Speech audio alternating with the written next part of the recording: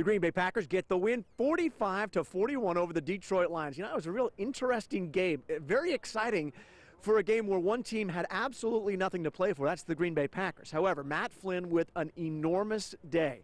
How good was he? Well, the 6 touchdowns sets a Packers record. Also, if you look at his total yardage, Matt Flynn, 480 yards passing. That also sets a Packers record. He throws 3 touchdowns in at least 3 touchdowns in his first 2 starts of his career. Only 2 other players have done that. One was Dan Marino, the other was Kurt Warner.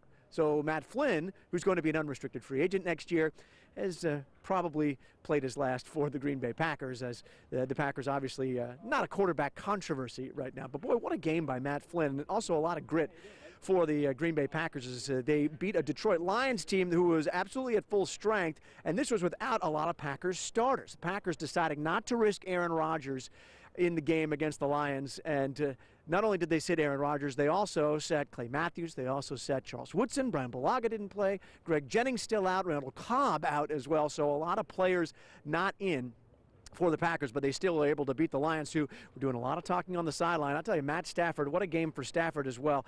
520 yards passing. What does this say about the Packers defense? Talked to some of the defenders, talked to Ryan Pickett and B.J. Raji down on that defensive line. And, you know, both of them said, well, look, a win's a win. You do enough to get a win. They managed to get an interception on the final play that Stafford threw to be able to seal the game, but still not happy with the way this whole thing went for the Packers defense. You know, in a game that had more than 1,000 yards total offense, almost 1,200 yards total offense, that really the defense is not much to talk about. Packers now head to the playoffs. They finished 15-1 in the regular season. 15-1 is a Packers franchise record. They sweep their division, the first time that they've done that in the NFC North. And those all positive things, and they get a week off to think about it.